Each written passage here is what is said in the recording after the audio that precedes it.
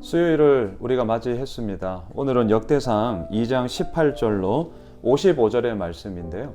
헤스론의 자손들 이야기입니다. 헤스론의 할아버지는 어제 우리가 보았던 유다고요. 또한 헤스론의 아버지는요, 베레스입니다. 헤스론의 출신을 따져보면 그의 아버지 베레스는 유다와 며느리 다말과의 동침을 통하여서 태어난 아들이죠. 어떻습니까? 그 모든 출신들, 이것이 온당함으로, 뭔가 떳떳함으로 나타나는 부분들에 있어서 많이 부족함이 있는 자입니다. 그런데요, 그러한 헤스론을 통하여서 오늘 본문 18절로 55절까지를 보면 어마어마한 하나님의 유업의 이야기들이 그들의 자자손손을 통하여서 아버지께서 이루어 가시는 그러한 놀라운 역사하심들을 바라보게 됩니다. 크게 세 포인트로 한번 나누어 보려고 해요.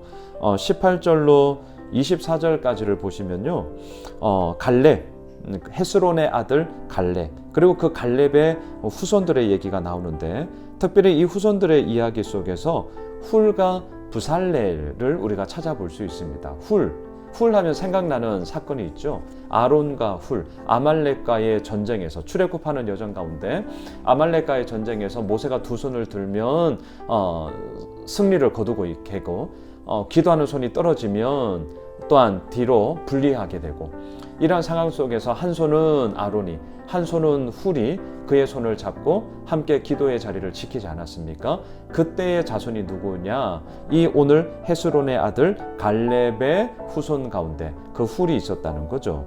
또한 부살렐은 누구입니까? 하나님의 성막을 짓는 자로서 하나님께서 그에게 귀한 은사를 주셨고, 또한 그 달란트를 통하여서 귀한 사명들을 감당했던 그 자손.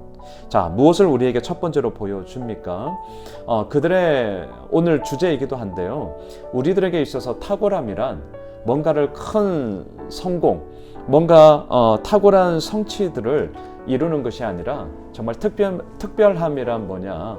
주어진 사명의 자리 가운데서 온전히 순종하며 나아가는 것이, 그것이 바로 특별함이다. 그것이 바로 탁월함이다. 이렇게 정리를 한번 해보고 싶습니다. 두 번째는요, 오늘 본문 25절로 41절까지를 보시면 쭉 여러 많은 자손들의 이야기가 나와요. 그런데 여기에서 우리가 좀 눈여겨보고 싶은 것은요, 30절에 보시면 나답의 아들들은 셀렛과 아빠임이라 셀렛은 아들이 없이 죽었고, 자, 아들이 없이 죽었다는 이제 이야기들이 좀 나옵니다. 32절 마지막도 보시면 예델은 아들이 없이 죽었고, 그리고 34절을 보십시오. 세사는 아들이 없고 딸뿐이라 그에게 야르하라 하는 애굽 종이 있으므로 세산이 딸을 그 종 야르하에게 주어 아내를 삼게 하였더니 그가 그로 말미암아 앗대를 낳고. 이 당시 우리가 잘 알고 있지만 모든 족보는 아들을 기준으로 해요. 여성들은 숫자를 세는 데 있어서 수의 제외가 되었죠. 아주 남성 중심적인 사고관이 이 성경 가운데 흘러가고 있다는 것을 우리는 인정하게 됩니다. 족보의 이야기는 더하죠. 그런 가운데 아들이 없고 하지만 세사는 아들이 없고 딸뿐이라. 그런데 그 딸을 누구에게 시집가게 합니까? 애굽 종이었던 야르하라 하는 자신의 그 애굽 종에게 시집 보냄으로 말미암아 그 가문을 이어가고 있더라라는 사실들을 지금 역대기 저자인 에스라가 기록을 하고 있어요. 자, 왜 이 기록을 하냐는 거죠. 무엇을 우리들에게 보여줄까요? 저는 이렇게 생각을 합니다. 이 당시 많은 사람들의 생각에는 아들이 있어야 돼. 그래야 대를 잇는 거야. 그게 보편적인 생각이었죠. 그리고 또한 그것을 통하여서 분명히 하나님은 그 대를 이어가며 역사들을 허락하여 주셨어요. 하지만 예외도 있다는 것이죠. 세사는 아들이 없었어요. 딸뿐이었어요. 하지만 그의 애굽의 종 야르하를 통하여서 소위 대릴 사위를 삼은 거죠. 그리고 그를 통하여서도 얼마든지 하나님의 믿음의 유업들은 이어가게 되더라. 이 부분들을 우리에게 얘기를 합니다. 어떻게 적용하면 좋을까요? 우리의 삶 가운데 내 생각대로 되지 않음에 대한 그러한 막막함들과 때로는 답답함이 있죠. 하지만 그것밖에 없느냐? 그게 아니라는 거예요. 얼마든지 하나님은 우리의 생각을 뛰어넘어 다른 방법들로, 분명 그게 하나님의 뜻이라면 하나님은 반드시 그 사실들을 이룬다는 거죠. 세상의 생각은 아들이 없으면 안 돼, 아들이 없으면 안 돼 이거잖아요. 하지만 아들이 없음에도 불구하고 얼마든지 하나님의 생명의 유업들은 이어갈 수 있더라. 이게 지금 이 오늘 족보를 통하여서 우리에게 보여주는 것이죠. 마지막 세 번째예요. 42절로 오늘 본문 55절까지를 보시면 소위 레갑 가문에 대한 그러한 족보들이 쭉 나옵니다. 여러분, 레갑 가문은 어떠한 자들이었냐? 오늘 큐티책 설명글에도 잘 나와 있어요.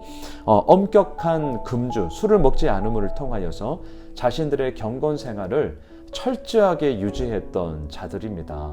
그래서 이 레갑 가문들에게요, 예레미야 35장 19절에 보면 내 앞에 설 사람이 영원히 끊어지지 아니하리라 라는 어마어마한 하나님의 축복을 선언받게 되고요.